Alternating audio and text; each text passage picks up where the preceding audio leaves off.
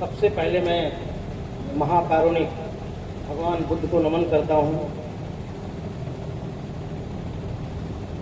और देश में जन्मे उन सभी महापुरुषों, संतों, गुरुओं को नमन करते हुए, जिनमें मुख्य रूप से आज हम जिनकी 132वीं जयंती के लिए यहाँ उपस्थित हुए हैं, आधुनिक भारत के निर्माता, विश्व रत्न बोधिसत्व बाबा साहब डॉक्टर भीमराव अंबेडकर, महात्मा ज्योतिराव फुले, पेरियार रामास्वामी नायकर जी, नारायण गुरु जी, मान्यवर कांसीराम साहब और सभी संतों गुरुओं को नमन करते हैं। आज के इस जयंती में मुख्य अतिथि के रूप में पधारे हुए पश्चिमी उत्तर प्रदेश के मुख्य महाप्रबंधक श्री सूरजकांत जी, गाजियाबाद बीए हेड सुभाष चंद्र जी, इनमार सेठ जीएम आशीष तायल जी, कौशिक जी, राजीव जी,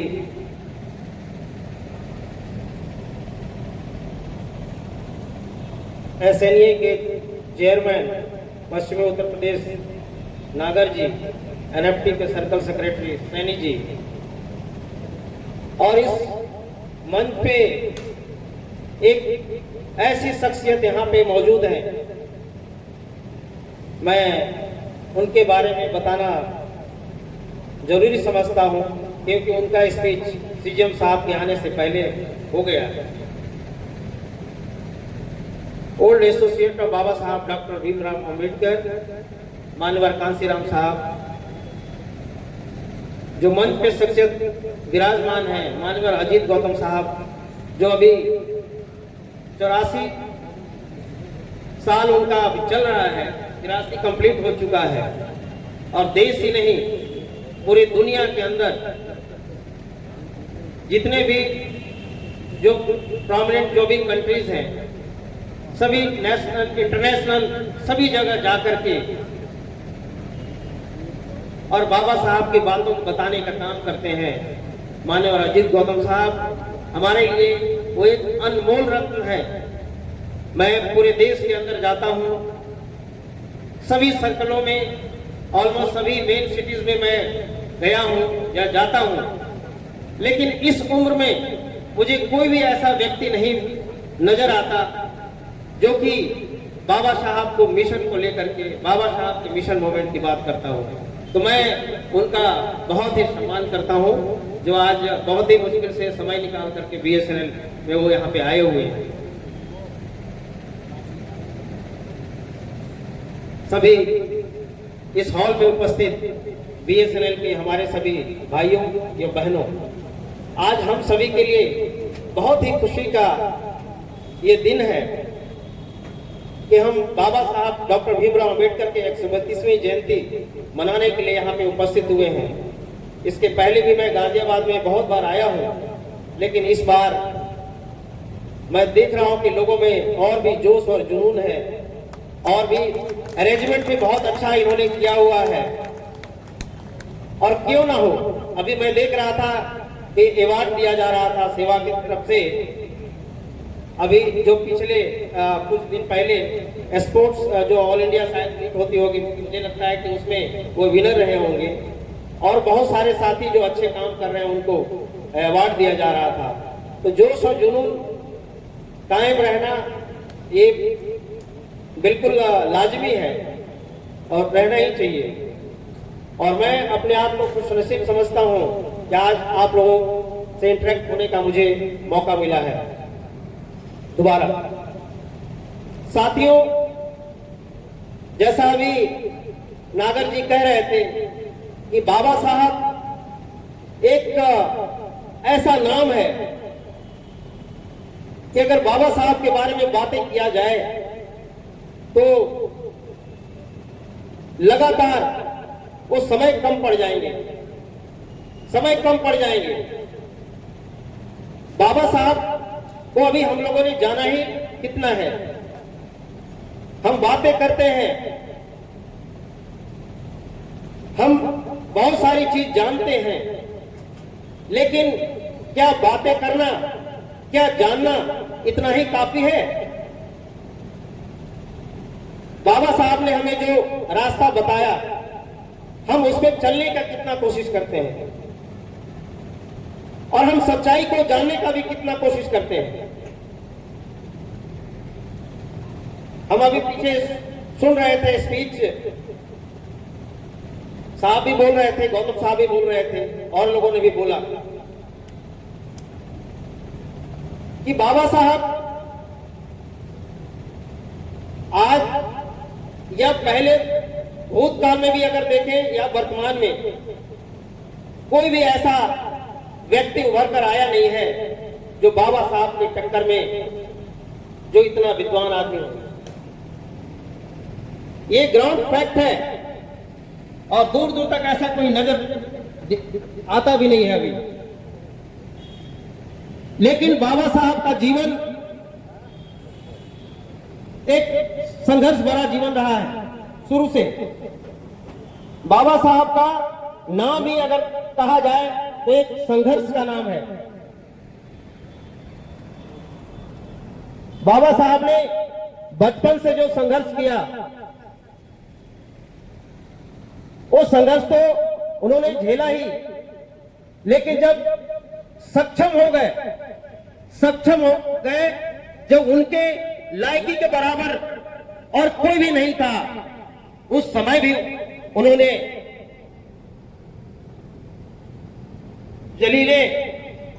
जिल्लत झेली है, जलील किया गया।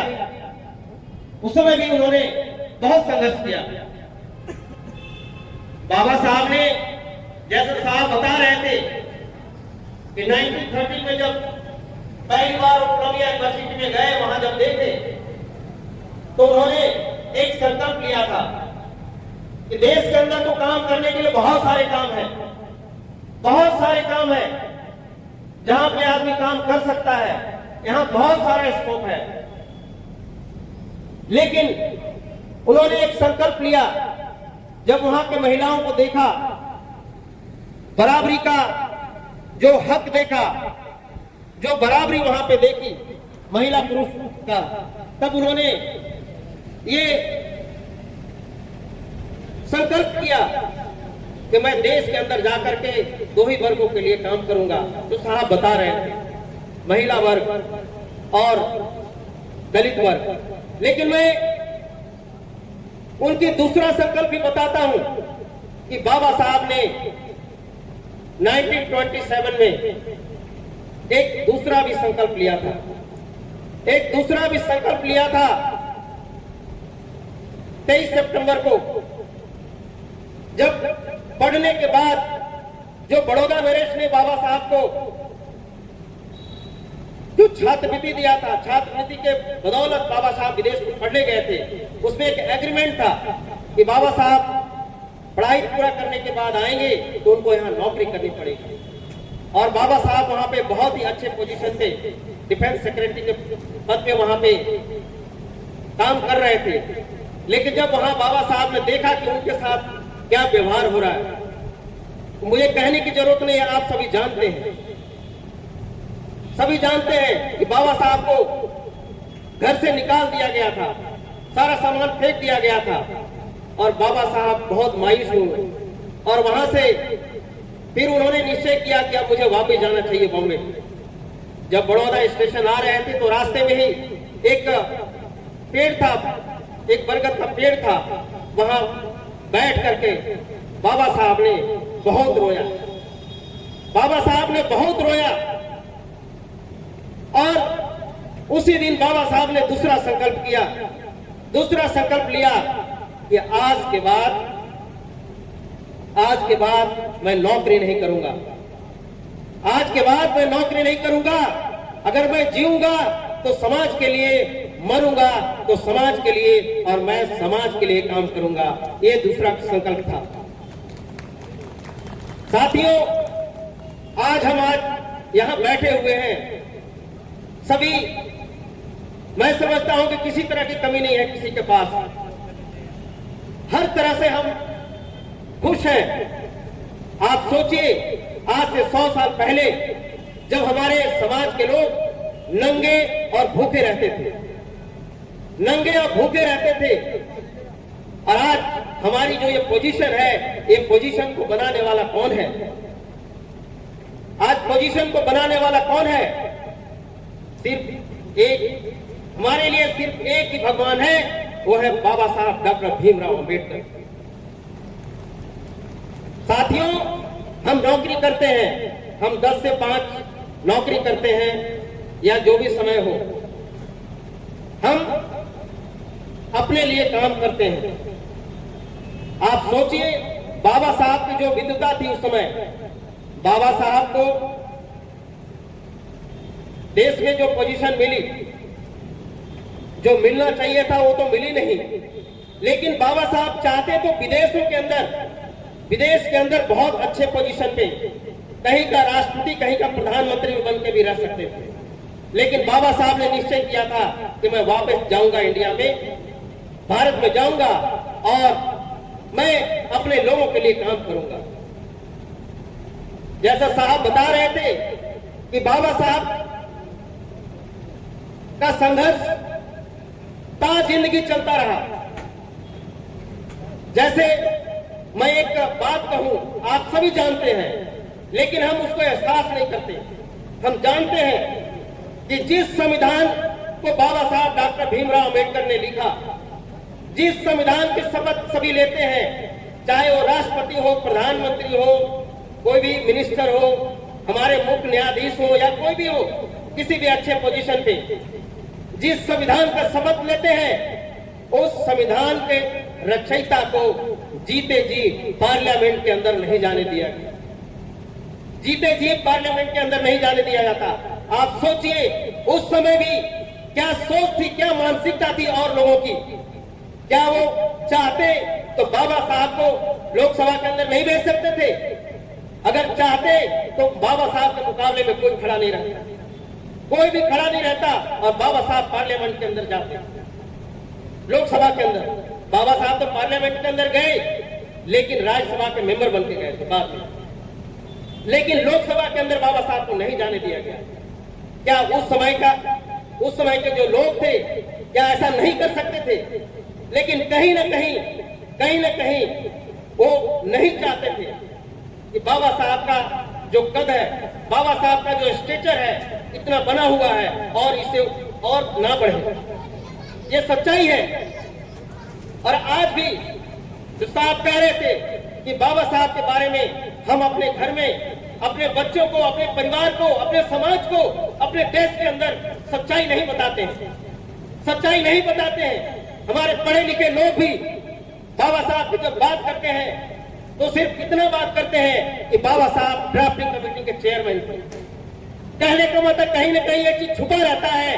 कह ड्राफ्टिंग कमेटी में तो और लोग भी थे और मेंबर थे, लेकिन मैं चैलेंज के साथ कहना चाहता हूं कि यस, ड्राफ्टिंग कमेटी में और लोग थे, 7 लोग थे, बाबा साहब वाज वन ऑफ देम।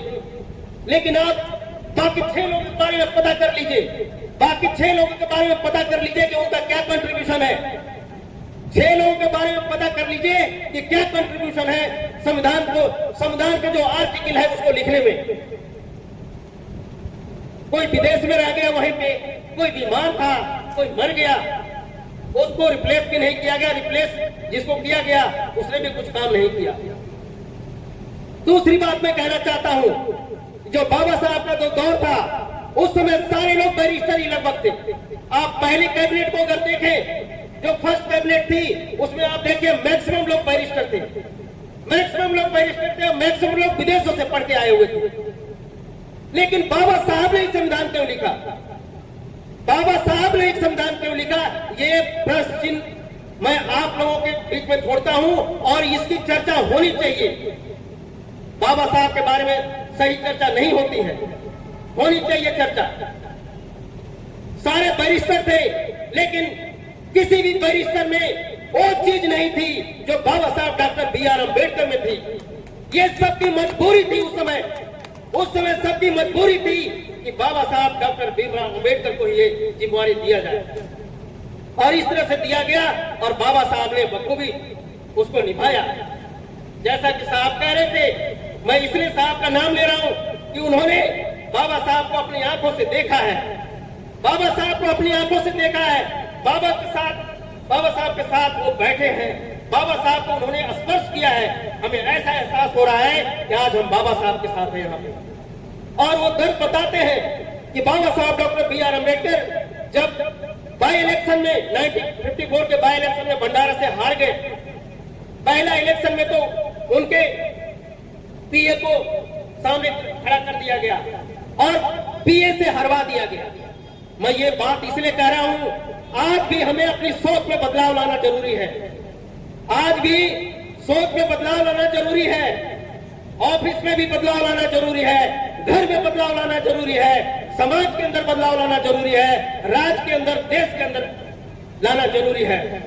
साथियों, आज देश, आप बताइए, कोई ऐसी ताकत है, कोई ऐसी ताकत थी जो आजादी से पहले 565 रियासतों में हमारा देश बटा हुआ था, 565 रियासतों में बटा हुआ था। कौन सी ऐसी ताकत रही जो सबको जोड़ के रखा? वो भारत का संविधान है। सिर्फ एक चीज है जो भारत का संविधान है, जो कि बाबा साहब डॉक्टर अंबेडकर ने जिसको लिखा, और उसके बदौलत आज सारे हम इकट्ठे हैं, सारे एकजुट हैं, सारे भाईचारे के साथ रह रहे हैं। बाबा साहब डॉक्टर भीमराव अंबेडकर ने संविधान सिर्फ दलितों के लिए नहीं लिखा, बाबा साहब डॉक्टर भीमराव अंबेडकर ने संविधान सारे लोगों के लिए लिखा, पूरे देशवासियों के लिए लिखा, एक एक व्यक्ति के लिए लिखा, किसी भी जाति बिरादरी का हो उसके लिए उन्होंने लिखा। जैसा सभी आप लोग जानते हैं कि अगर हम जातियों की बात करें तो 6,743 जातियों में हम बटे हुए हैं, 6,743 जातियों बटे हुए हैं। मैं समझता हूं कि कोई याद करे तभी याद नहीं होगा किसी को। अब ये अलग विषय है कि इसकी क्या जरूरत थी, लेकिन मैं जरूर ये कहना चाहूंगा कि आज अगर मेरा देश, अगर हमारा देश अगर सशक्त होगा, अगर विश्व गुरु बनेगा, सर्वशक्तिमान बन सकता है, तो तभी बन सकता है जब अभी भी समानता की भावना होगी, समानता की भावना होगी, तभी ऐसा हो सकता है। मैं ये बात इसलिए कह रहा हूं, वैसे हमारे सर्कल सेक्रेटरी है, बहुत ही जुझारू सर्कल सेक्रेटरी है, बहुत ही एनर्जेटिक है, हमें समय समय पे बताते भी रहते हैं।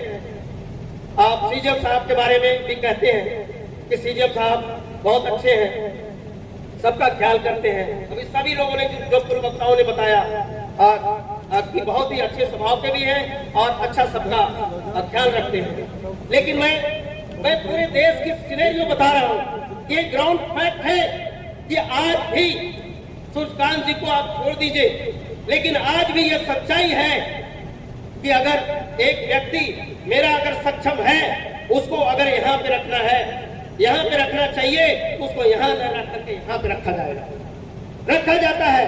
ये है आज भी। तो हम समझ सकते हैं कि आज 100 साल के बाद भी, आज भारतीय गणतंत्र के 73 साल बाद भी जब ये बात है, तो उस समय क्या बात होती होगी। ये ग्राउंड फैक्ट है। तो हमें अपनी सोच में बदलाव लाना पड़ेगा। देश के अंदर बहुत सारी समस्याएं थी, बहुत सारे डिफरेंसेस थे। बाबा साहब ने एक पॉलिटिकल जो इक्वलिटी लाई, पॉलिटिकल इक्वलिटी के कारण बहुत सारी चीजें हमारे लोगों को मिला। लेकिन अभी भी बाबा साहब ही नहीं, और बहुत सारे महापुरुषों ने प्रयास किया पहले कि सोशल इक्वलिटी आनी चाहिए, सोशल इक्वलिटी आनी चाहिए। ये ग्राउंड फैक्ट है, मैं ये बता रहा हूँ, और मैं डर के चोट पे ऐलान करके कह रहा हूँ कि देश के अंदर जब तक सोशल इक्वलिटी अगर सही मायने में नहीं आएगी, सिर्फ दिखावे से नहीं होने वाला, सही मायने में जब तक नहीं आएगी, तब तक देश ना तो विश्व गुरु बन सकता है, ना और कुछ हो सकता है। ये सच्चाई है। तो हमें अल्टीमेटली भारत के संविधान का सम्मान करना होगा। भारत का संविधान को अगर हम जिस दिन सभी लोग ये बसा ले, अपने दिल में बसा ले कि भारत का संविधान को हमें आदर सम्मान करना है, भारत के संविधान के मुताबिक हमें चलना है, उसके स्पिरिट के मुताबिक चलना है। अरे भारत के संविधान को आप पूरा मत पढ़िए, भारत के संविधान का वो कॉन्स्टिट्यूशन का अगर प्रियम्बल है, अगर प्रियम्बल को ही अगर आप साफ कर ले तो उसी में सब कुछ है, प्रियम्बल में सब कुछ लिखा हुआ है। मैं तो ये कहता हूं कि सभी व्यक्ति के घर में भारत का संविधान होना चाहिए। जैसे आप कहीं भी आस्था रखते हो, आप जैसे धार्मिक पुस्तक रखते हैं, आपकी आस्था जहां है आप आस्था रखिए, लेकिन उसके साथ साथ हर व्यक्ति को अपने घर में एक भारत का संविधान रखना चाहिए और प्रेम्बल ऑफ इंडियन कॉन्स्टिट्यूशन उसको तो फ्रेम करके रखिए। मैं अपने घर में रखा हूं, मैं कॉन्स्टिट्यूशन भी रखा हूं और प्रेम्बल ऑफ कॉन्स्टिट्यूशन को भी रखा हूं, फ्रेम करके रखा हूं, सबको रखना चाहिए।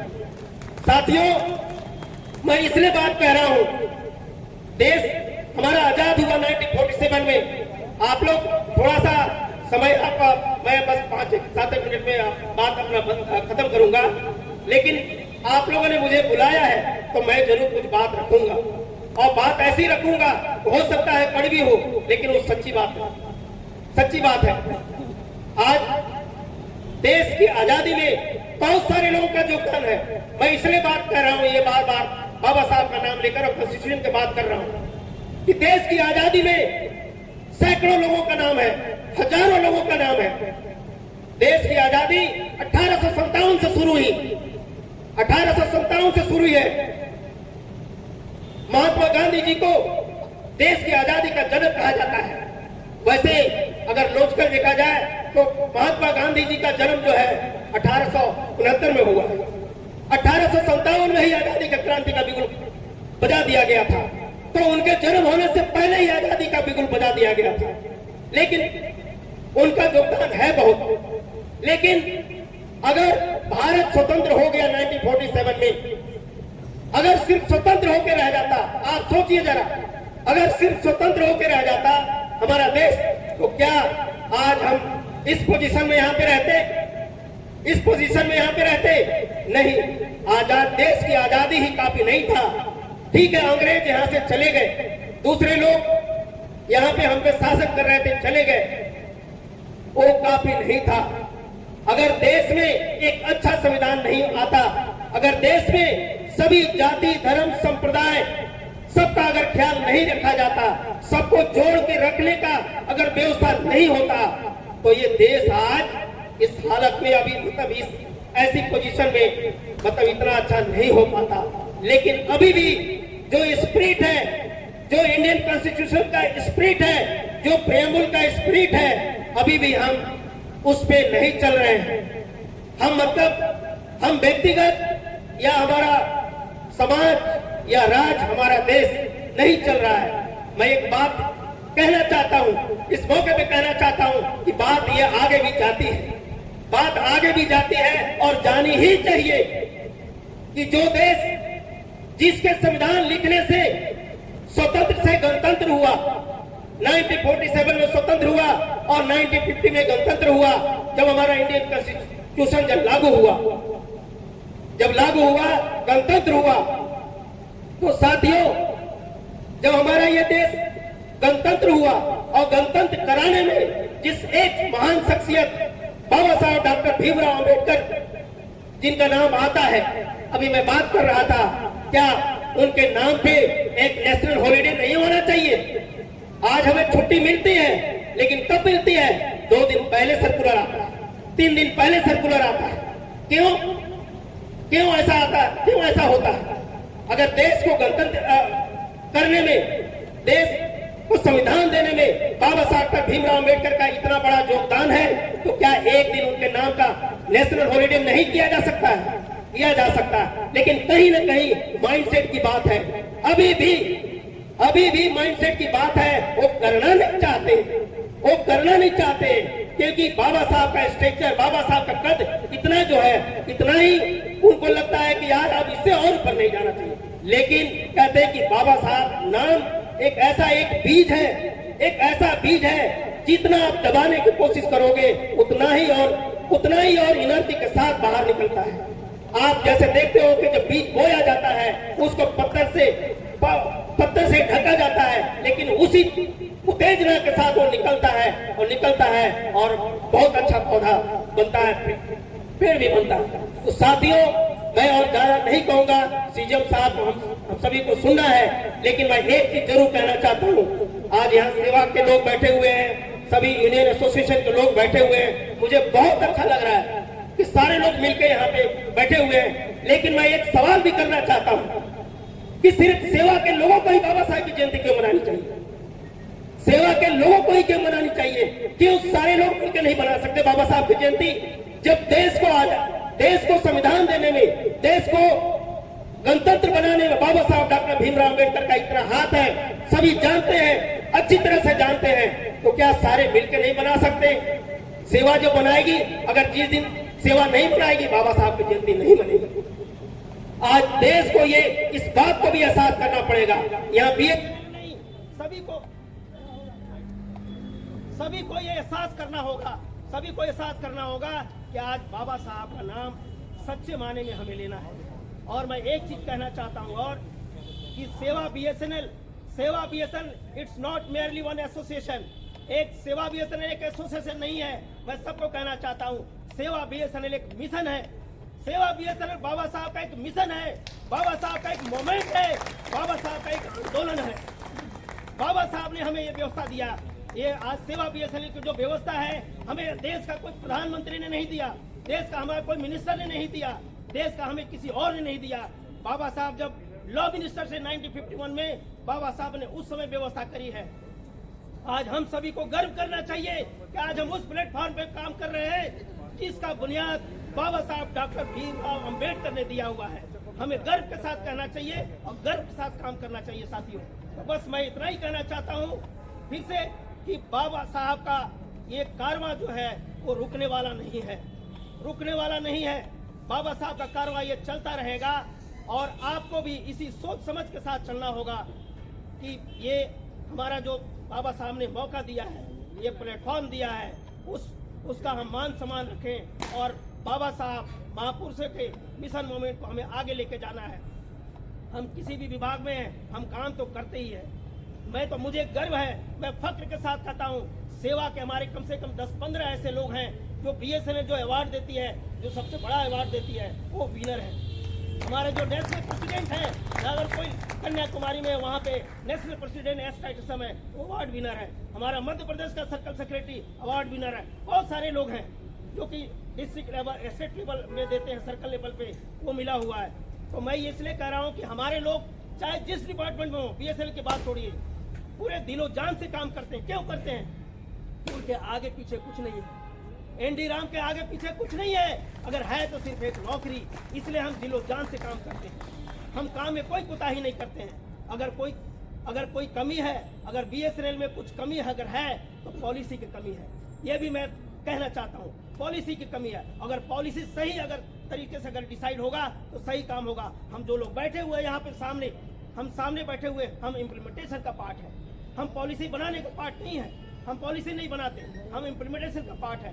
तो अगर उसमें भी कमी है, जो भी पॉलिसी आएगी, जो भी जैसी पॉलिसी आएगी, हम उनके साथ हैं। और हम बीएसएनएल के हमारे जो लीडर हैं, जैसे सुल्तान जी हमारे सीजीएम साहब इतने अच्छे हैं, इतना अच्छा लीड कर रहे हैं कि नंबर 1 हो गया है यूपी वेस्ट, तो कितना अच्छा लग रहा है। अगर इस तरह से ऊपर से डिसाइड होता है और अच्छी पॉलिसी बनती है, हम उसका साथ देंगे और इस तरह से बीएसएनएल को भी आगे लेके जाएंगे। बस मैं ज़्यादा कुछ नहीं कर सकता हूँ। आप लोग हमारी बात ध्यान से सुना, आप लोग बहुत बहुत आभार, धन्यवाद। और मैं अपनी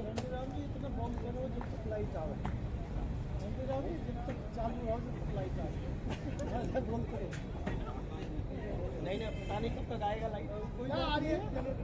आपका तो विषय ऐसा है, कई दिन तक बिल्कुल नहीं, वही मैं बात कर रहा हूँ।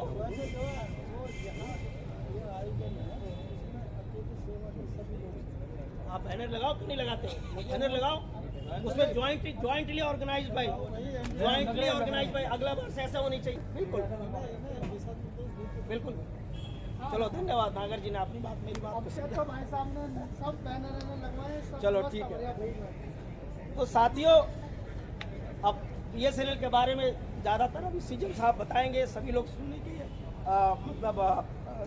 बैठे हुए ललायित हैं, सीजीएम साहब बताएंगे। मैं तो बाबा साहब का जन्मदिन के लिए हमें बुलाया गया है। मैं बाबा साहब से संबंधित ही बातें करना चाहता हूँ और करता हूँ पूरे देश के अंदर।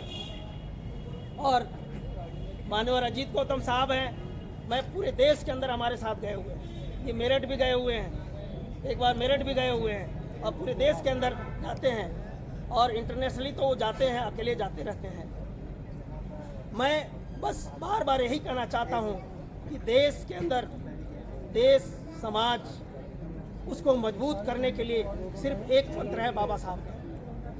बाबा साहब का ही एक मंत्र है। बाबा साहब ने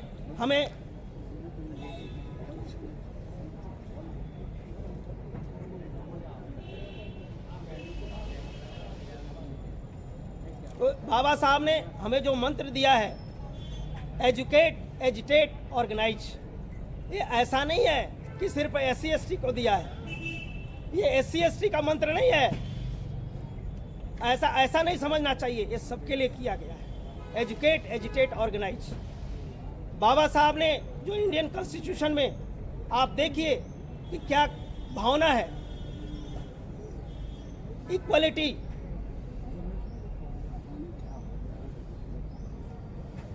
बाबा साहब ने जो उसमें डाला हुआ है इंडियन कॉन्स्टिट्यूशन में, आप देखिए क्या है उसमें, फ्रीडम, इक्वलिटी, फ्रेटर्निटी और जस्टिस।